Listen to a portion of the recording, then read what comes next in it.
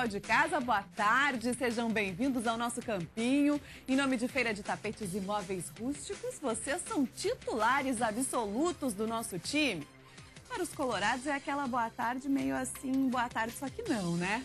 A gente sabe que ontem foi sofrido, ontem o Abel reclamou da sequência de jogos, culpou novamente o calendário, mas não admitiu os próprios erros nas mudanças no time, que só não saiu no 0 a 0 com o Sport, que não teve força ofensiva.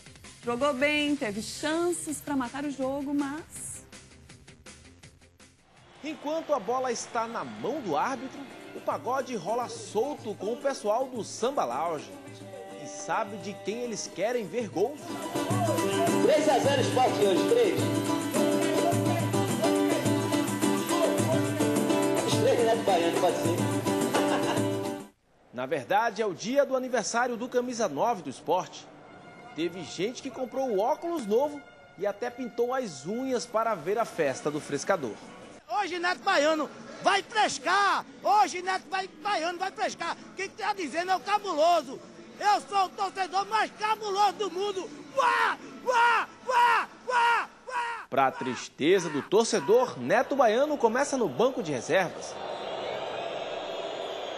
Justamente no dia em que completa 32 anos. Bom para o Internacional, que chega com perigo duas vezes. Primeiro com o Wellington Paulista e depois com Alex. O Sport tenta dar o troco e por pouco o Patrick não surpreende Dida. Ferron se machuca e dá lugar a Osvaldo, mas é Danilo que cai na área e pede pênalti. E logo em seguida, Arangues leva perigo à meta de Magrão. O segundo tempo começa e nada de Eduardo Batista colocar o artilheiro. Sem ter nada a ver com isso, o Inter pressiona. Gol impedido de Paulão e finalização perigosa de Arangues. Situação que faz o torcedor rubro-negro pedir a entrada de Neto Baiano.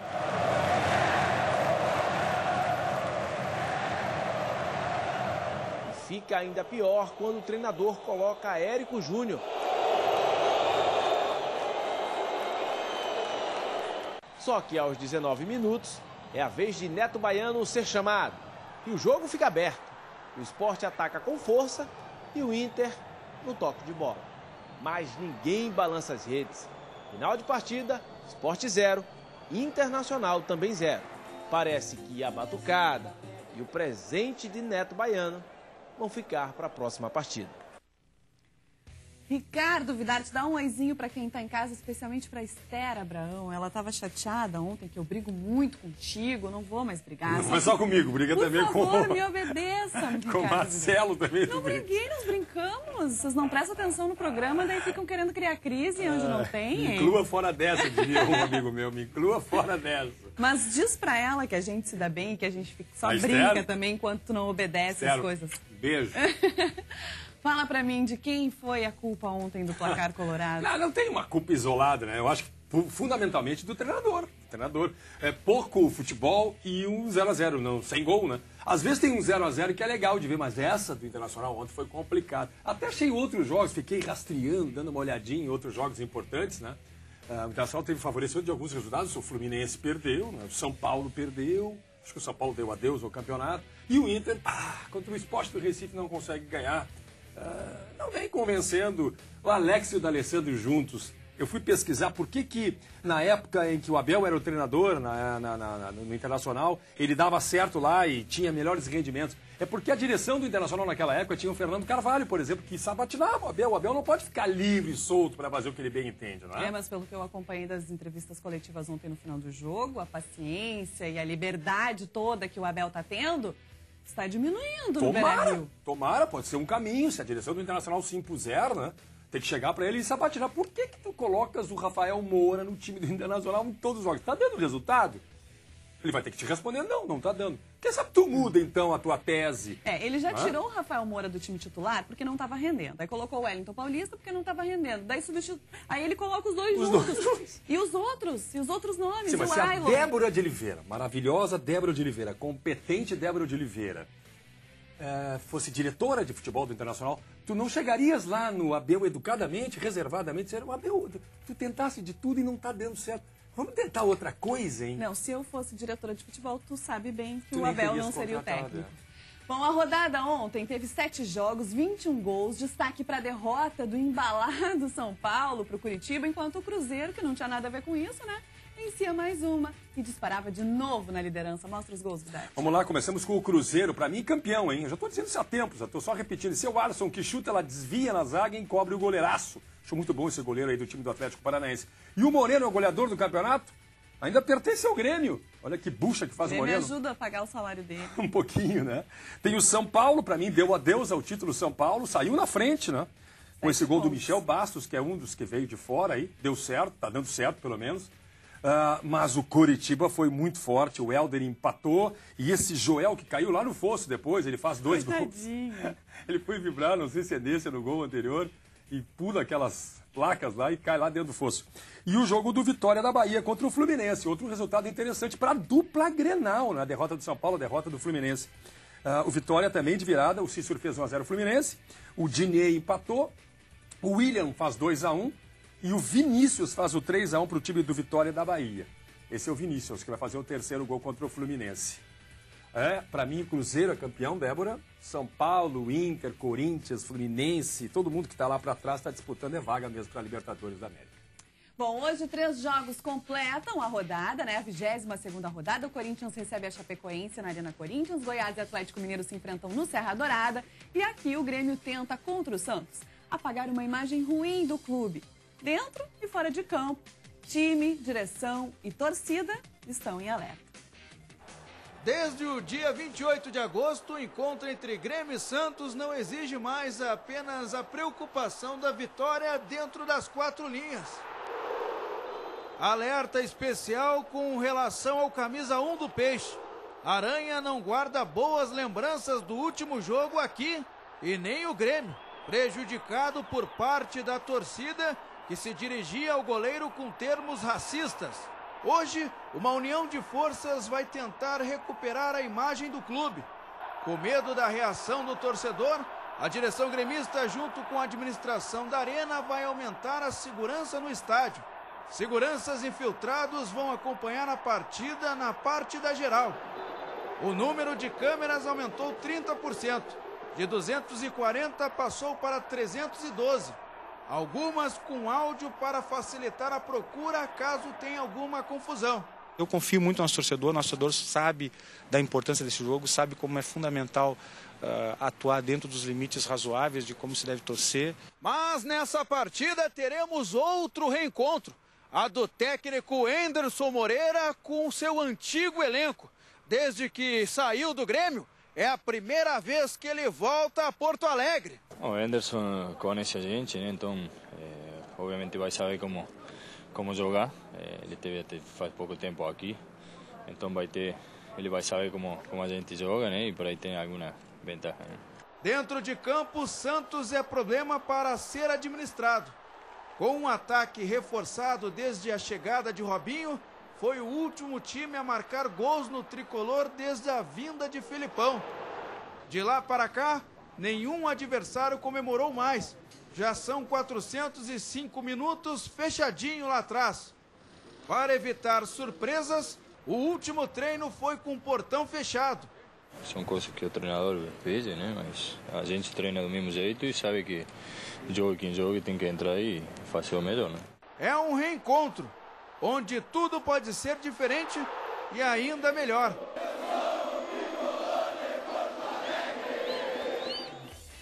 Você de casa pode participar com a gente no facebook.com/SBT Esporte RS respondendo. Você acha que foi um exagero a repercussão do caso Aranha, torcida do Grêmio? Você concorda com o Felipão que chegou a dizer ontem que caímos na esparrela do goleiro do Santos? Nós vamos ler o seu recadinho daqui a pouco. Vidarte, dentro de campo, o que o Grêmio perde sem Juliano, que está fora do jogo, e ganha com o Luan, que é titular? Acho que o Grêmio ganha em qualidade, sim. O que o Grêmio perde é na lateral esquerda. Não tem o lateral esquerdo para o lugar do Zé Roberto. Ali vai jogar o Pará, que a gente sabe que joga todo torto, né? Ele tem que se virar para fazer o cruzamento. Ele não tem o pé esquerdo para fazer o cruzamento. Agora, o Luan ganha em criatividade, ganha em velocidade, em condição física, porque o Juliano não é que esteja mal fisicamente, ele tem um problema de pubis.